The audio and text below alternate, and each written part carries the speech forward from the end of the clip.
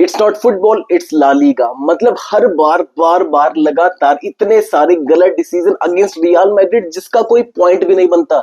ये जो रेफरीज है ला लीगा में भरे पड़े, they all hate us. And इसके पीछे तुम मान लो कि यार रियल मैड्रिड टीवी की भी गलती है थोड़ी बहुत। That was not a red card भाई, not in my world, not in any world. Barcelona versus Celta Vigo वाले मैच में अगर इस पिक्चर में तुम्हें ये येलो कार्ड दिख रहा है तो ये भी येलो कार्ड था भाई। He was not the last defender, कोई गोल स्कोरिंग अपॉर्चुनिटी नहीं थी। इवन फाउल हुआ भी किधर यार, हाफ लाइन के थोड़ा सा आगे ही हुआ ना। मतलब हर मैच जो मैं रियल मैड्रिड का देखता हूँ ना ला लीगा का, ऐसा लगता है कि हम 12 बंदों के अगेंस्ट खेल रहे हैं। और इस मैच में तो हम थे भी 10 अगेंस्ट 12 प्लेयर्स, 11 रियल सोसिएडाड के एंड एक रेफरी। लेकिन भाई वी आर रियल मैड्रिड और हमें फर्क नहीं पड़ता तुम जितने भी बंदे ले आओ, क्योंकि हमारे पास best in the world Kylian Mbappe है और एक नया लड़का आर्दा गुलर जो कि धज्जियां उड़ा रहा है मिडफील्ड में हर एक मैच में। और इन दोनों के कॉम्बो ने हमें फिर से एक जीत दिलाई एंड हमने रियल सोसिएडाड को उनके घर में जाकर 2-1 से हराया। एंड 4 में से 4 मैच रियल मैड्रिड ने जीत लिए हैं। देखो एक बात क्लियर है कि हम परफॉर्मेंस को अपनी इंप्रूव कर सकते हैं लेकिन रिजल्ट को कभी चेंज नहीं कर सकते। मतलब जैसे रेफरीज मिलेंगे, जैसे मैच में सर्कमस्टांसेस बनेंगे, भाई हमें अपना बेस्ट देना है क्योंकि they all are against us. हमें खुद का 100% देना, बाकी भगवान भरोसे छोड़ दो तुम। लेकिन 10 मैन डाउन होने के बाद भी हमने ये विल निकाल के लाई and this is a big boost for Real Madrid के डिफेंस के लिए। तो गाइस चलो बात करते हैं पूरे गेम के बारे में, मेरे थॉट्स क्या है, मेरे क्या ओपिनियंस है। उससे पहले अगर तुम चैनल पे नए हो तो वीडियो को लाइक करो, शेयर करो एंड सब्सक्राइब जरूर करना दोस्तों। मतलब मैं इस गेम के लिए पूरी तरह से एक्साइटेड था भाई। 2 हफ्ते से हम क्लब फुटबॉल से दूर थे, इंटरनेशनल ब्रेक चला हुआ था, तो एक सैटरडे को मैच आया, 7:45 मैच आया, तो वी ऑल आर एक्साइटेड कि टाइमली मैच देखते हैं, टाइमली सोएंगे। एंड मुझे देखना था कि जाबी बॉल क्या फिर से वहीं पे पकड़ पाएगी जहां वो इंटरनेशनल ब्रेक से पहले छोड़ कर गई थी। और मैं क्यूरियस था कि अभी किसे खिलाएगा। हमारे पास एम्बापे है, आर्दा गुलर है, वालवर्डे है। तो स्टार्टिंग 11 में जाबी ने फिर से कुछ सरप्राइजेस दिए। कोर्तो हमारा गोलकीपर था, वालवर्डे नहीं खेल रहा था, फ्रांको मास्टोतूनो भी नहीं खेल रहा था। एंड हमें देखने को मिला Dani Ceballos and Brahim Diaz at the right wing. अब शुरुआत से ही रियल मैड्रिड ने पूरा डोमिनेट करना स्टार्ट कर दिया। एंड मैच के सेकंड मिनट में ही आर्दा गुलर ने एक थ्रू बॉल खिलाई टू एम्बापे एंड एम्बापे ने एक असिस्ट दिया आर्दा गुलर को एंड आर्दा गुलर ने पहला गोल स्कोर किया फॉर रियल मैड्रिड। लेकिन guess what, it's Mbappe and वो फिर से ऑफसाइड हुआ। लेकिन मुझे एक चीज समझ नहीं आती भाई, इन्हें 8-8 10-10 मिनट लग रहे हैं भाई एक ऑफसाइड इमेजेस को दिखाने के लिए। तो क्या कुक कर रहे हैं ला लीगा वाले, I have no idea. Qatar में 2022 में वर्ल्ड कप हुआ था, वहां पे उसी टाइम 5 सेकंड में तुम्हें दिखाई दी जाती थी ऑफसाइड है कि नहीं। और यहाँ पर ये पता नहीं क्या एडिटिंग वेडिटिंग करते हैं ऑफसाइड दिखाने के लिए। चलो पहला गोल तो डिसअलाउ हो गया, लेकिन तुम एम्बापे को कितनी देर चुप रखोगे भाई। रियल सोसिएडाड ने एक मिस्टेक की, एक मिसप्लेस पास खिलाया गया एंड एम्बापे ने वो बॉल विन करी। एंड उसके बाद जो एम्बापे ने अपनी स्पीड दिखाई भाई, 8 किलो वेट लूज करके एम्बापे ने हदें पार कर रहा है इतना तेज भाग के। एक बढ़िया 2 डिफेंडर्स के आगे से निकलकर एक क्रेजी फिनिश किया और स्कोर किया रियल मैड्रिड के लिए पहला गोल। और इस गोल के साथ एम्बापे के हो चुके हैं 4 गोल्स इन 4 मैचेस एंड अभी इस वक्त वो ला लीगा का हाईएस्ट गोल स्कोरर है। उसके बाद कुछ क्रॉसेस आए, कुछ सेट पीसेस बने, लाइक आर्दा गुलर ने कॉर्नर लिया था एंड मिलिटाओ ने क्या क्रेजी हेडर मारा था। बट उससे भी ज्यादा क्रेजी जो सेव किया था भाई रियल सोसिएडाड के कीपर ने।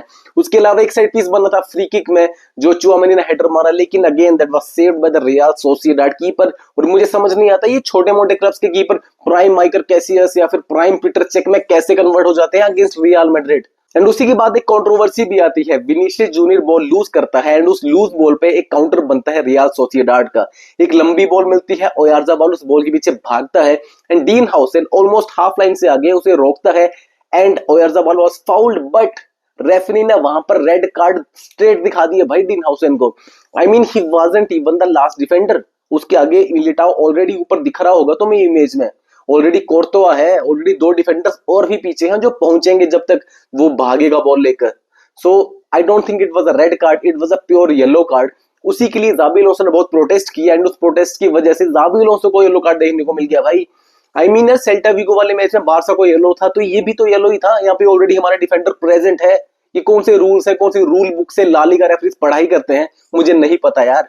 एंड आई मीन कितना गुस्सा आता है भाई ऐसे कॉल्स पे। इस गलत कॉल की वजह से we were down to 10 man and Dean Huijsen इसकी वजह से अभी एक और सस्पेंशन भुगतेगा, 1 या 2 मैच और मिस करेगा। आई मीन ये वही रेफरी था, तुम्हें याद होगा तो, जिसने मतलब हमारा जो वेलेंसिया के अगेंस्ट मैच था, इसने हवा में जब बॉल थी तभी विसल ब्लो कर दी थी और उस क्रॉस में हमने गोल भी स्कोर किया था। उसके बाद इसने बेलिंगम को रेड कार्ड भी दिया था।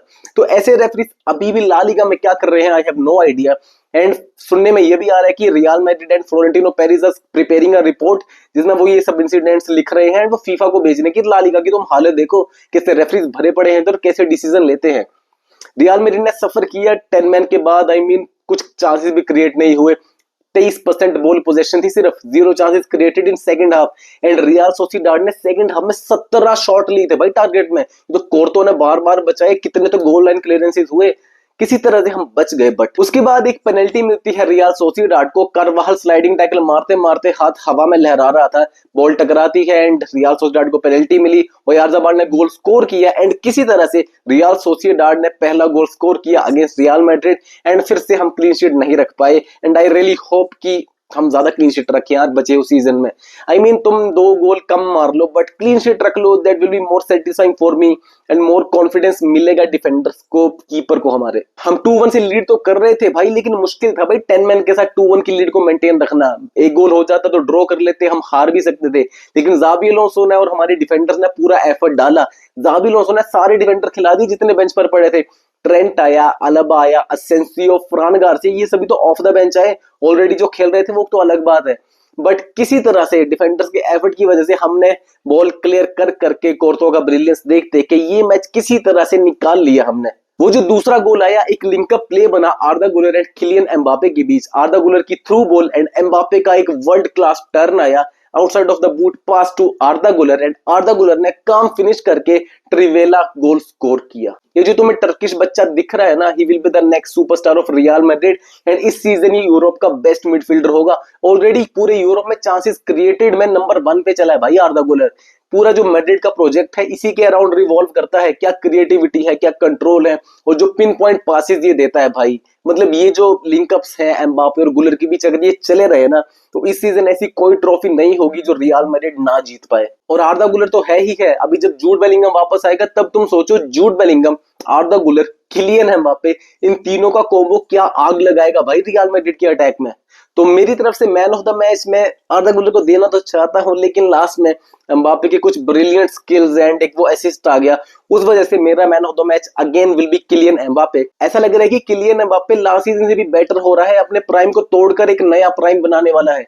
हर बार जब किलियन एम्बापे के पास बॉल आती है ना, ऐसा लगता है कि कुछ ना कुछ क्रेजी होने वाला है। हर रियल मैड्रिड का अटैक किलियन एम्बापे के अराउंड ही रिवॉल्व करता है भाई। डिफेंस भी शाउट आउट डिजर्व करता है भाई। एदर मिलिटाओ 2 एसीएल इंजरीज अलग अलग पांव में होने के बाद भी बंदे ने क्या टॉप क्लास परफॉर्मेंस दी। डीन हाउसन की एब्सेंस में पूरे डिफेंस को संभाल के रखा। दूसरी तरफ एल्वारो करेरास की बात करें, he was again brilliant and हमने एक जेम साइन किया है बेनफिका से। एंड सरप्राइजिंगली वाल्वर्डे नहीं था तो सिबायोस को लेकर आए थे ना, surprisingly Ceballos was also very good in the midfield. एक पूरा टेंपो को उसने कंट्रोल करके रखा, होल्डिंग मिडफील्डर का पूरा रोल अच्छी तरह से निभाया डेनी सिबायोस ने। लेकिन ब्राहिम डियाज की बात करें तो बंदा इनविजिबल था, बॉल लूज कर रहा था, ड्रिबल सक्सेसफुल नहीं हो रहे थे एंड विनीसियस ने फिर से डिसअपॉइंट किया, पूरे मैच में एक शॉट लिया वो भी टारगेट पे नहीं था। अगर ऐसी ही परफॉर्मेंस रही तो भाई विनीसियस अगले मैच में बेंच होने के लिए रेडी हो जाना, क्योंकि ये विनी रोड्रिगो विनी ये सब तुम्हें पूरे सीजन देखने को मिल सकता है, क्योंकि ज़ाबी अलोंसो ने पहले ही क्लियर कर दिया है कि किसी का भी स्पॉट फिक्स नहीं है। सो मे बी अगले मैच में तुम्हें रोड्रिगो देखने को मिले एट द लेफ्ट विंग। तो ओवरऑल अगर मैच की बात करें तो रियल मैड्रिड ने मैच जीत लिया है बाय 2-1, 4 मैचेस में 4 विन्स, टेबल के टॉप पर है एंड सिर्फ 2 गोल कंसीड किए हैं। और अगर आज बार्सिलोना भी पॉइंट ड्रॉप कर दे तो भाई साहब मजा ही आ जाएगा। तुम बताओ तुम्हारे हिसाब से तुम्हारा मैन ऑफ द मैच कौन है, एंड ये जो रेड कार्ड मिला डीन हाउसन को, क्या ये डिजर्विंग था? कमेंट करो, वीडियो को लाइक करो एंड चैनल को सब्सक्राइब जरूर करना दोस्तों। अब मिलेंगे हम मार्सेल वाले मैच में, सो तब तक के लिए गुड बाय एंड हाला मैड्रिड।